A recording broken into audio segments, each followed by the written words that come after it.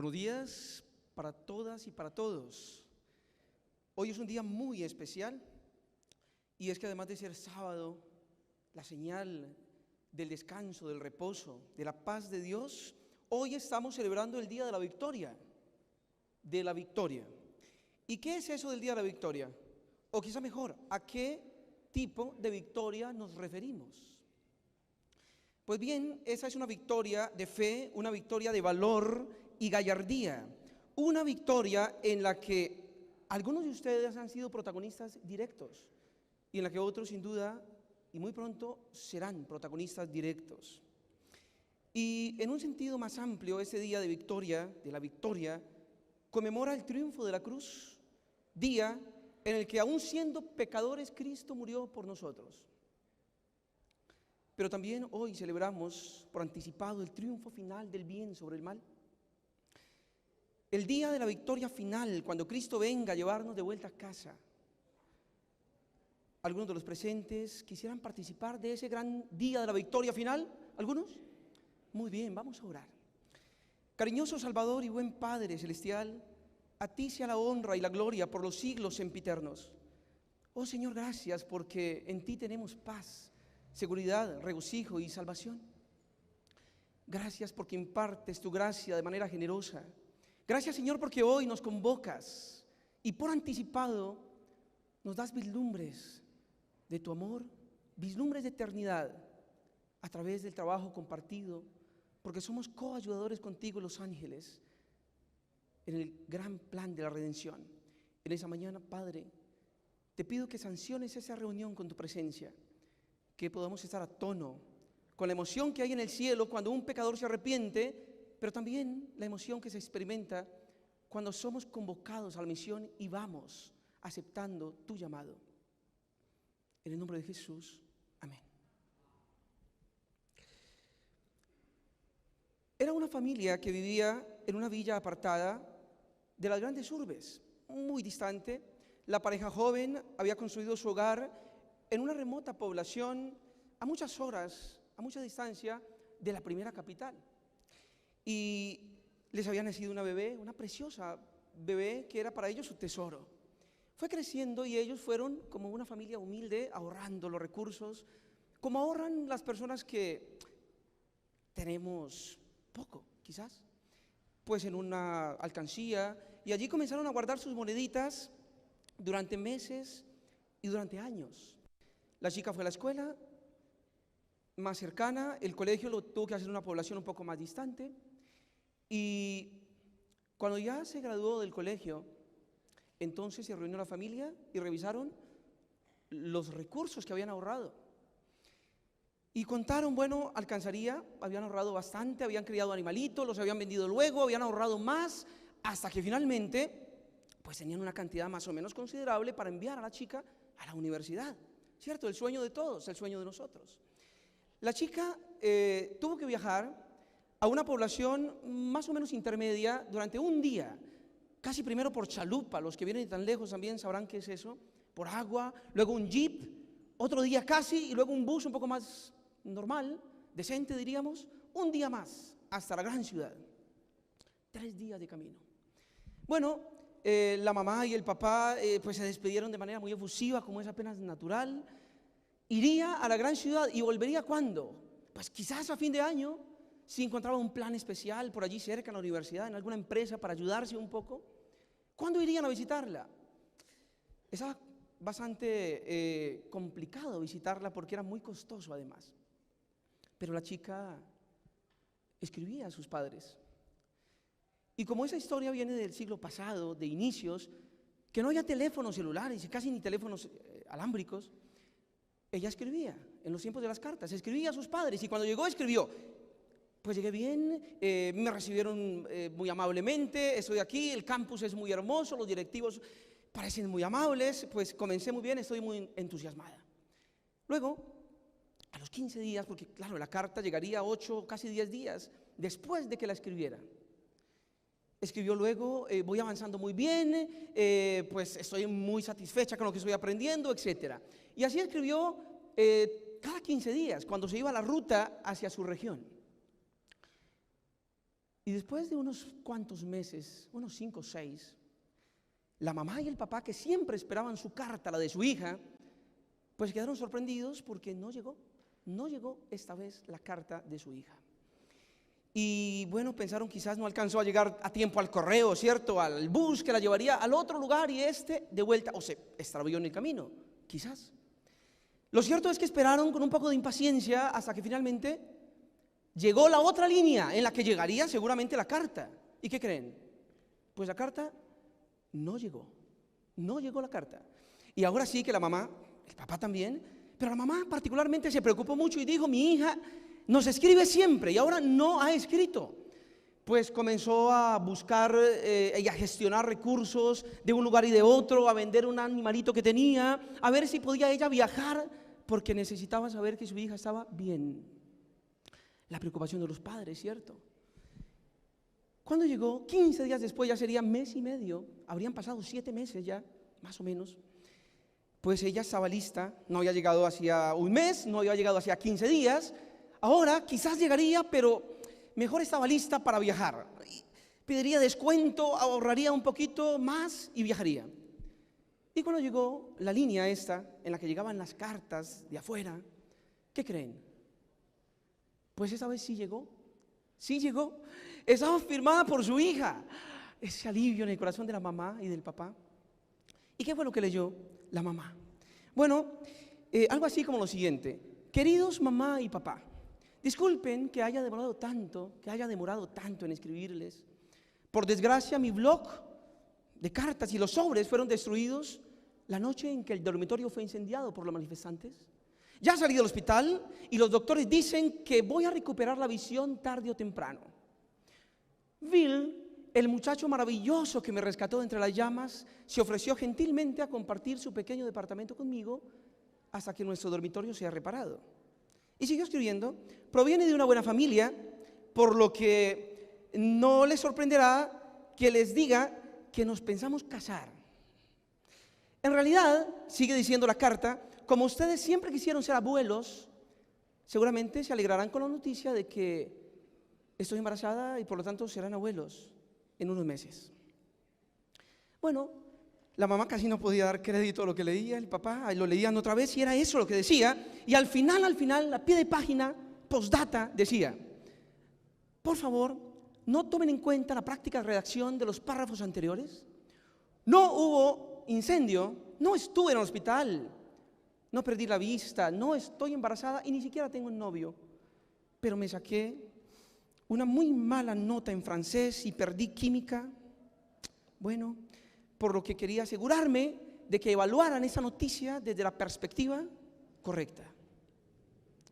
Bueno, y la chica quizás no apruebe química ni francés, pero seguramente en lógica y en creatividad le va muy bien.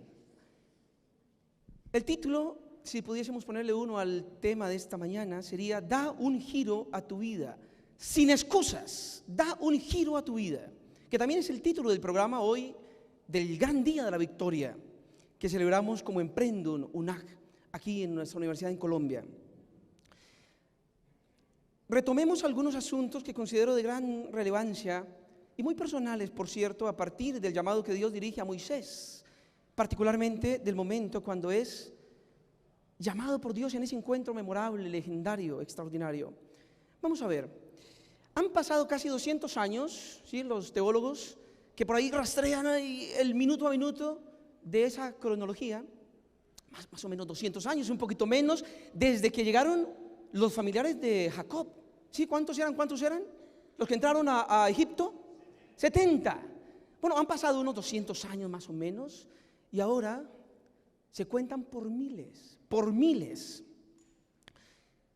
En tiempos de Ramsés II, ya no son 70, son miles, pero lo cierto es que los egipcios los han esclavizado ahora y las perspectivas de ese pueblo parecen muy sombrías y como si fuera poco, el rey ha ordenado, ha reforzado, porque ya lo había hecho antes, pero ha reforzado la orden de eliminar a los niños varones, a los bebés que nacen, para que no se multiplique más esta población.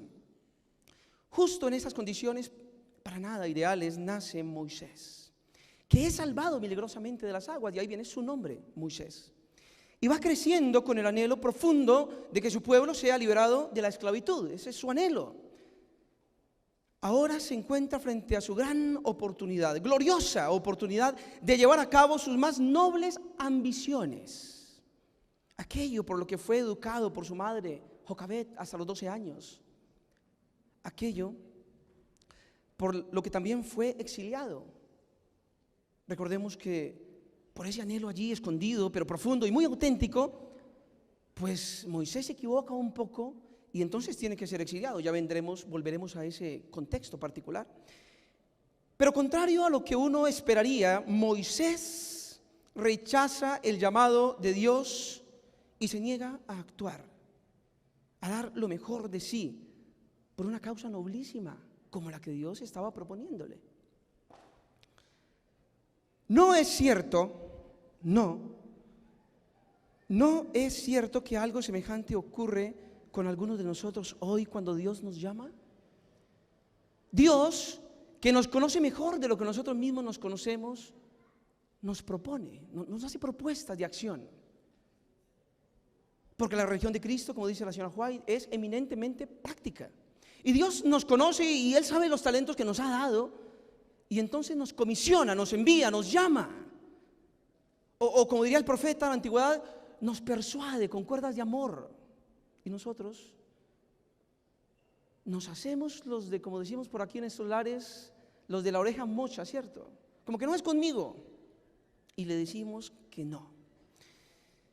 Con toda la carga de dificultad, pensemos un poquito aquí en nosotros, con toda la carga de significado, de dificultades, de pruebas, de anhelos, de sueños que hemos venido hasta este contexto institucional, persiguiendo un sueño, buscando un ideal, como para que al llegar aquí nos cristalicemos de temor y demos lo mínimo y no suplamos la demanda y no cumplamos los propósitos de Dios. Pues no es el propósito de Dios llamarnos para que renunciemos a mitad de marcha. En Éxodo capítulo 3 y 4 leemos, y ahora vamos a abrir la Biblia, en Éxodo capítulo 3, porque allí leemos el encuentro de Dios con Moisés. ¿De acuerdo? Vayan conmigo, por favor, al capítulo 3 de Éxodo. Y mientras lo van encontrando, podemos reflexionar un poco en el hecho de que antes de que podamos mirar esos 2 o 3 aspectos fundamentales que va a ser el tema nuclear de esa mañana, pues nosotros podemos imaginarnos o pensar en Moisés exiliado allá en las montañas de Madián, cuidando de las ovejas de su suegro Jetro. En una de esas travesías de pastoreo por el desierto, sube un poco la montaña y se encuentra en el monte Horeb, cuando casi sin dar crédito a sus ojos, observa una zarza ardiendo en fuego, y la zarza no se consumía. ¿Ustedes pueden seguir la lectura allí? Luego Dios se identifica desde la zarza y Él menciona cosas muy familiares para Moisés, como el Dios de sus padres, el Dios de tus padres. Se identifica a Dios. También menciona acerca de la aflicción y los clamores y la angustia de los israelitas en Egipto, también. Luego Dios sorprende a Moisés con algunas ideas medio raras, medio descabelladas, diría uno. ¿Cómo cuáles? Bueno, ustedes van en la lectura, Dios le dice a Moisés que ha llegado el momento de liberar a su pueblo, que tiene planes magníficos para ese pueblo, conducirlos a una tierra gloriosa, donde fluye leche y miel, y que definidamente va a castigar a ese pueblo opresor, que ha traicionado ese legado, ese favor de Dios, que se olvidó de José. Y contundentemente Dios le dice que Él es comisionado. A continuación se entabla un diálogo extraordinario del que sacaremos algunas lecciones y en el que más de uno de nosotros, sin duda, nos sentiremos identificados. Versículo 10. Vamos a ir allí al versículo 10. Le dice Dios a Moisés: ven, por tanto, ahora, y te enviaré a Faraón para que saques de Egipto a mi pueblo, a los hijos de Israel. El llamado es perentorio, es imperativo, contundente. No hay visos de ambigüedad, es claro. La reacción de Moisés, sin embargo, versículo 11, es la siguiente. Cuando Dios le dice: Moisés, responde a Dios: ¿quién soy yo para que vaya al Faraón y saque de Egipto a los hijos de Israel? ¿Quién soy yo? Pasa muchas veces que cuando a uno le dicen: mira, hay esto que hacer, necesitamos un perfil, un personaje, una responsabilidad que no puede ser suplida por cualquiera. Ven. Y no es un gerente de una multinacional, no es un gran académico, erudito, una personalidad.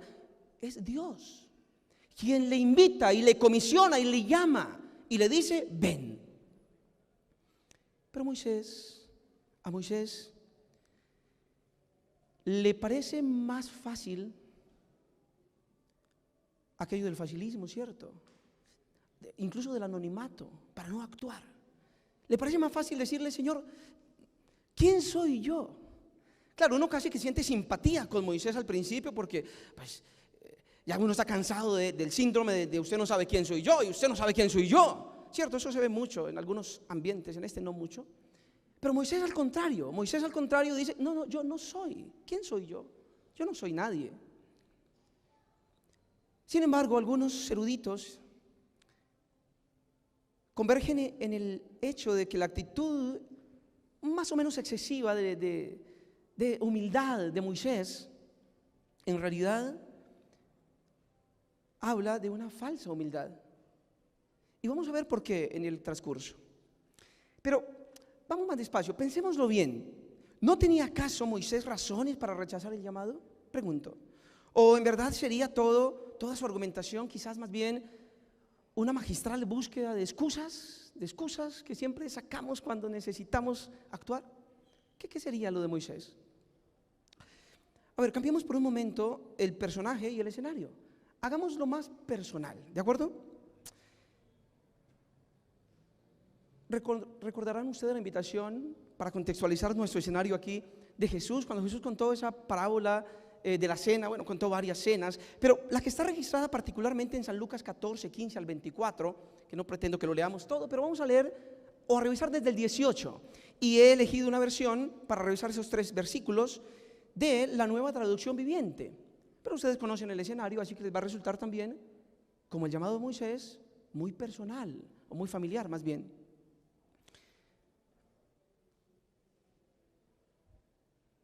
El escenario es que Jesús cuenta una parábola y el llamado es también imperativo y dice: venid que ya todo está preparado. Es la hora de entrar a la cena. Pero todos comenzaron a poner excusas, dice el versículo 18 de San Lucas 14, versión Nueva Traducción Viviente. Uno dijo: acabo de comprar un campo y debo ir a inspeccionarlo. Por favor, discúlpame, Señor. Otro dijo: acabo de comprar 5 yuntas de bueyes y quiero ir a probarlas. Por favor, discúlpame.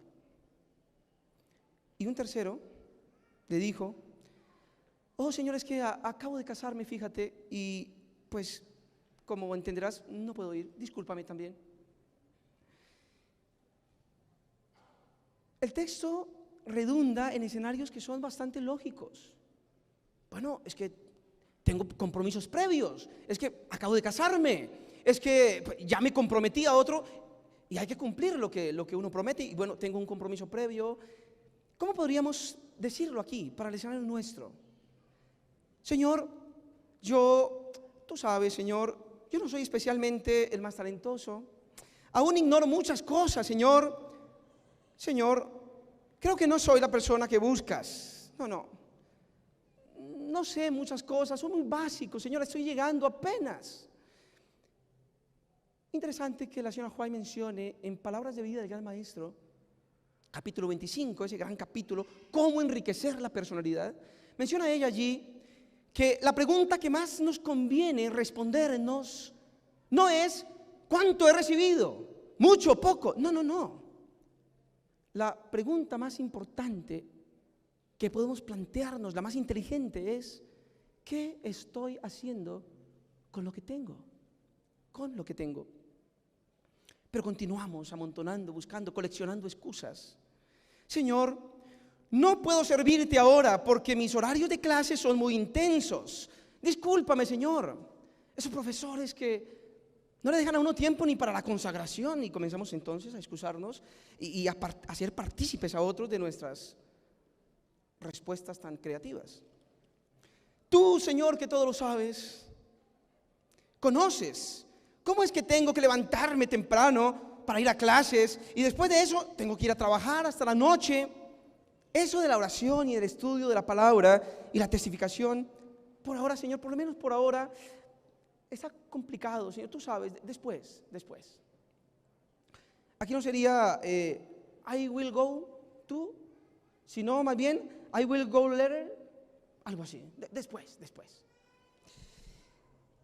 Por cierto, Señor, eso de colportar en la vacación a fin de año o a mitad de año, eso sí que es complicado, Señor, porque fíjate, pues como verás, debo ir a visitar a mis familiares y amigos, porque por cierto, ellos también necesitan de mi testimonio, de mi participación allí, de que yo les hable. Además, hace rato no los veo, mejor me voy para la casa. Colportar, quizás después. Y así entonces vamos nosotros coleccionando excusas, pero volvamos a Moisés, volvamos. ¿Verdad que las respuestas de Moisés se parecen mucho a nuestras excusas? O quizás las nuestras se parecen más bien a las de él. ¿Usted qué piensa?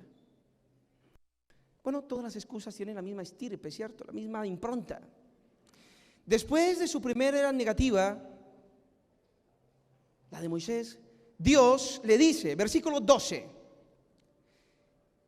Dios le respondió, yo estaré contigo y esto te será por señal de que yo te he enviado. Cuando hayas sacado de Egipto al pueblo, me servirás a Dios sobre este monte. Ve, porque yo estaré contigo. Y uno esperaría, y sería lógico, que si uno recibe una invitación, por grande que sea, y por más indigno que yo me sienta o me reconozca, al escuchar luego que es que no voy a ir yo con mi fuerza, con mi capacidad, con mi talento, con mi brillantez que tengo a suplir la demanda porque es muy grande la obra, y uno pensaría que después de que Dios le dice a Moisés, mira, es que yo estaré contigo. Ok, Señor, es que no me lo habías dicho antes. Ahora sí, entonces voy. Si tú vas conmigo, voy entonces. Luego lo diría después Moisés. Pero en ese momento no fue suficiente, parece, porque en el versículo 13 Moisés responde, pero Señor, cuando esas personas me pregunten de parte de quién voy, ¿con qué le voy a salir yo a ellos? Diría alguna versión del versículo 13 de Éxodo 3. Bueno, en los versículos del 14 al 22, apasionante lectura, el Señor se muestra muy condescendiente con Moisés. El registro es emocionante. Vamos a leer desde el versículo 14, ¿listo? Versículo 14, respondió Dios a Moisés, yo soy el que soy. Y añadió, así dirás a los hijos de Israel, yo soy, me envió a vosotros. Además, Dios le dijo a Moisés, así dirás a los hijos de Israel, Jehová, el Dios de vuestros padres, el Dios de Abraham, el Dios de Isaac y el Dios de Jacob, me ha enviado a vosotros. Este es mi nombre para siempre. Con él se me recordará por todos los siglos. Ve, reúne a los ancianos de Israel y diles, Jehová, el Dios de vuestros padres, el Dios de Abraham, de Isaac y de Jacob, se me apareció y me dijo, en verdad os he visitado y he visto lo que se os hace en Egipto y he dicho, yo os sacaré de la aflicción de Egipto a la tierra del cananeo, del eteo, del amorreo, del fereceo, del heveo y del jebuseo, a una tierra que fluye leche y miel. Versículo 18. Ellos oirán tu voz. Tú irás con los ancianos de Israel al rey de Egipto y le dirás: Jehová, el Dios de los hebreos, se nos ha manifestado. Por tanto, nosotros iremos ahora 3 días de camino por el desierto a ofrecer sacrificio a Jehová, nuestro Dios. Yo sé que el rey de Egipto no os dejará ir sino por la fuerza, pero yo extenderé mi mano y heriré a Egipto con todas las maravillas que obraré en el país, y entonces os dejará ir. Versículo 21.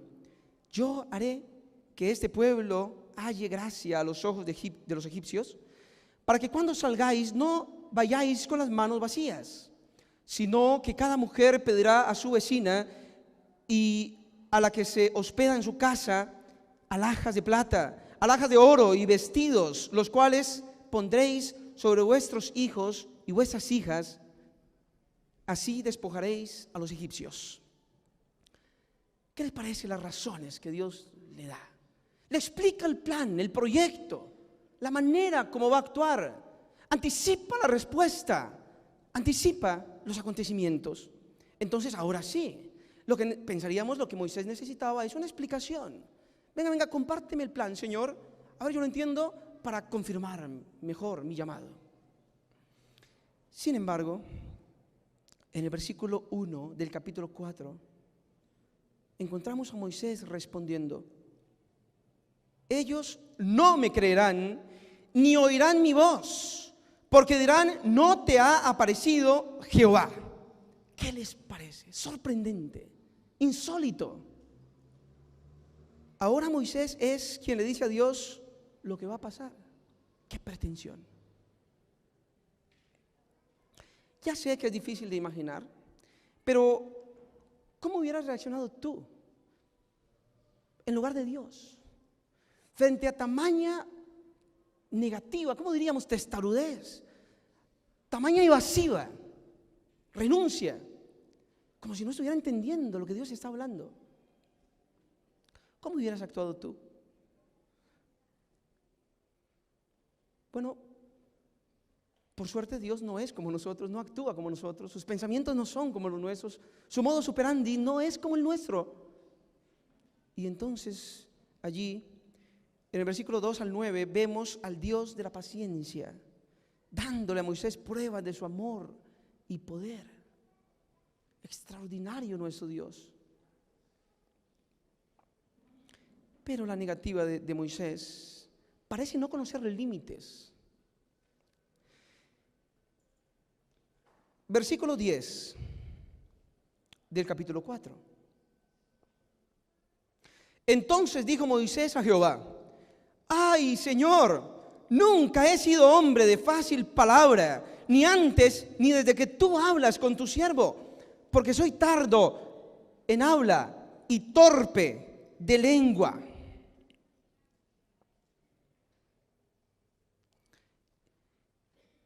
Y luego continúa en el 13 y le dice: Señor, mejor envía a otra persona, a cualquier otro, dice. Interesante como menciona el texto. Mejor envía a cualquier otro, pero no a mí. ¿Era verdad que Moisés, como dijo, era realmente tardo en el habla y torpe de lengua? ¿Qué piensas?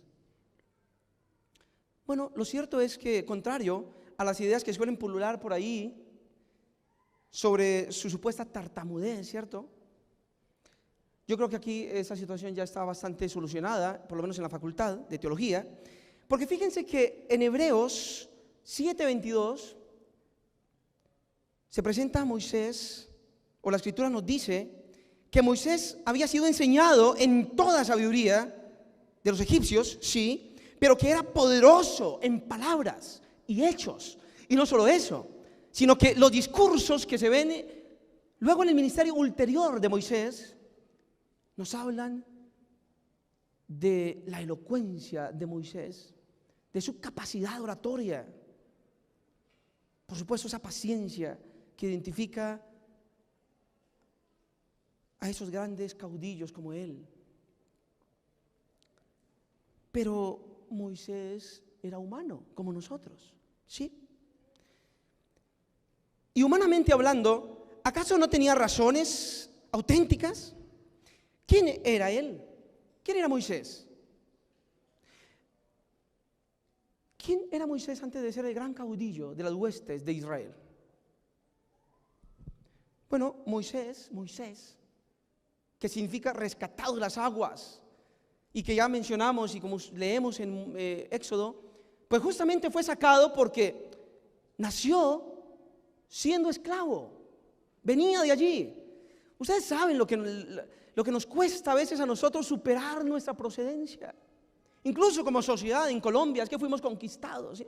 Vinieron los españoles y nos engañaron, nos cambiaron el oro por espejos, nos violaron a nuestras mujeres, esclavizaron a nuestros niños, y por ahí como que traemos un poco de ese estigma de la esclavitud.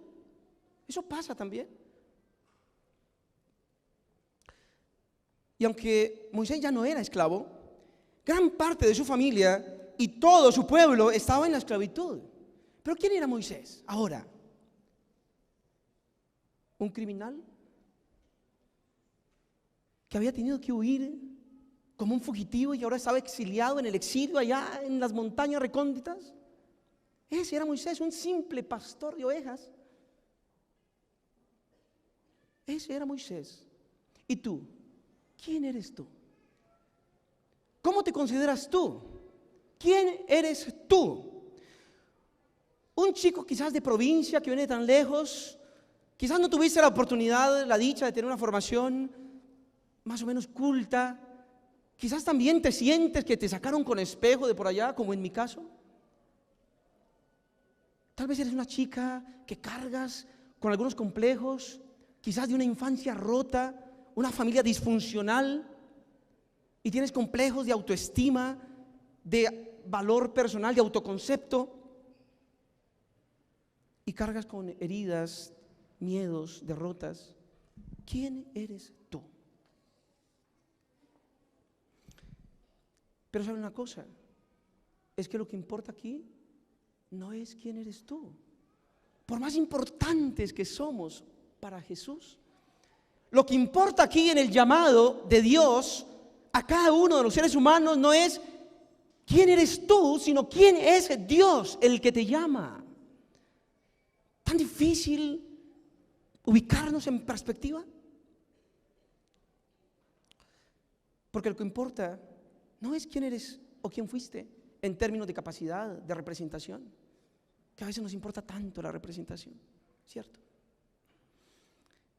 Lo que de veras importa aquí es que yo estaré contigo, dice Dios, el creador del universo, quien, como decía Salomón en su oración de dedicación del templo, que los cielos de los cielos no te pueden contener, que cuentas las estrellas en tus manos, que hablas y se hace. Dios no es tu hermano mayor, tu amigo de la infancia, no es cualquiera, es Dios quien te llama. Y saben una cosa, es que no depende de ti ni de tus habilidades o de tu falta de ellas, el éxito de tu llamado, de tu empresa, de tu labor, de tu vocación. No depende ni siquiera de tu pasado, de tus errores, tampoco. Sino de mi presencia que irá contigo, dice Jehová. De eso, ese pequeño detalle. ¿Sabe? También yo tuve una infancia rota. En muchos aspectos, mi vida fue una sucesión de heridas, de cicatrices, de odios, de resquemor, quejas, de una sensación de valía personal supremamente pequeña. También yo sentí el aguijón de la inferioridad. Como vivía en el campo, porque soy de procedencia campesina, pues no íbamos a la escuela porque no había escuela. por ahí de cuando en cuando, pero encima mi padre era muy nómada, ¿cierto? Entonces aquí y de repente allá, y luego no le importaba que comenzáramos una transición y la termináramos sin culminar ningún ciclo de la escuela. Total que cuando yo tenía 13 años, con mi madre que nos acompaña hoy, nos encontramos aquí en esta universidad, en la portería principal, huyendo de la violencia, pero no solamente de la violencia de la población del lugar, también sí, pero de la violencia doméstica de mi padre. Era una situación que para nada es halagüeña. Y aquí estaba a los 13 años, en un taxi, muy temprano en la mañana, en la portería principal, yo 13 años, mi madre allí, una hermanita mía pequeña, y allí toda la mañana esperando. Y yo me preguntaba, ¿esperando qué? Pues mi madre, alguien le había dicho a ella que en Medellín se graduaban los pastores de Medellín, en la Universidad de Medellín, entonces que pues nos íbamos para Medellín. Y aquí estábamos entonces. Bueno, llegamos muy temprano, recuerdo yo que salimos en un taxi que no nos cabían las cosas. Y llegamos ahí, 8 de la mañana, 9, 10, 11, 12. Lo sorprendente fue que el taxi, un taxista cualquiera, no nos descargó. Le preguntó a mi madre, oye, ¿usted viene para aquí? ¿Está segura? Sí. Bueno, ¿y quién la espera? Le preguntaron los porteros. No, pues nadie la esperaba. ¿Quién la iba a esperar? Nadie la conocía. Y de salida del mediodía de clases, pues salían los chicos y salió un chico, bueno, no tan chico, pero joven, casado, un estudiante de teología, alguno lo conocerá, Alberto Zapata, que se fijó en mi madre y en esos niños que estaban ahí, suciecitos más bien, y le preguntó, señora, ¿usted a quién espera usted? Y no, pues mi madre le contó, y este joven, este señor, para mí niño, pues nos llevó para su casa. Nos llevó para su casa y nos ofreció comida y techo, y al siguiente día llevó a mi madre y le consiguió trabajo. Trabajó en la casa del pastor William Barrero y su esposa Sarita, y luego a mí me llevó también y me comencé a trabajar con Julio Arce. Algunos conocen esos nombres, seguramente no la mayoría, los chicos, pero aquí hay pastores que sí saben de quién hablo y hermanos de la comunidad. Total, que aquí pasé 2 años validando la primaria. Para resumir la historia, mi madre volvió con mi padre. Y entonces yo volví también, porque mi madre me llamó que estaba en dificultades, etcétera, y viajé yo. Y ya a los 16 años comencé a estudiar la secundaria, pero como tenía que trabajar muy duro, pues estudiaba por las noches. Entonces estudié en las nocturnas. Luego, a los 18, en Bogotá, porque estudié en un pueblo, luego en Buga, luego en Bogotá, finalmente me gradué por decreto. No tienen por qué saber qué es eso, pero algunos que se ríen sí saben por qué. ¿Qué es eso de decreto? Bueno, es que hay una ley del gobierno que dice que está bien que pierden muchos, pero no pueden perder tantos. Elijan ahí a los menos peores y esos pásenlos. Bueno, yo parece que era de los peores, quizás en uno de los menos peores, y por ahí me pasaron por misericordia. Así me gradué yo del bachillerato. Comencé a colportar, porque en esos días pues conocí a una colportora, estudiante de psicología, por cierto, Amanda Casiblanco, me habló del Ministerio de Publicaciones, y entonces allí estaba yo el siguiente lunes en la editorial.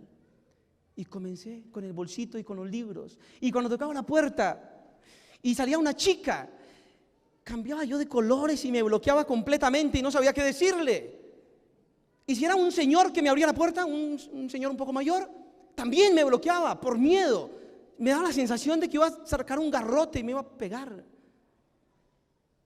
Sentimientos de baja autoestima, de rechazo, eran algunas de las características que afeaban mi carácter. Sin embargo, Dios fue trabajando conmigo. Y yo siempre he dicho, el Señor a través de la página impresa, de las letras, de los libros que tienen vida propia, me rescató. Y cuando yo salí aquí en 2015, sin graduarme todavía, pero ya salí, la universidad me dio la posibilidad de volver a terminar por suficiencia las materias, y así lo hice. recibí un par de llamados para el ministerio como asociado. Y también recibí uno de asociado en publicaciones. Entonces acepté el llamado a publicaciones. Por esa deuda, por ese amor, por esa gratitud sobre todo a Dios, por haberme rescatado de tan bajo. Y el Señor sigue trabajando conmigo. Y sigo manifestándole mi gratitud. Y aún continúo preguntándole, Señor, ¿a dónde quieres que vaya? ¿Y cómo quieres que haga lo que quieres que yo haga? Dímelo, por favor. Moisés también tomó su decisión. Sería vocero de Dios, aceptaría el desafío.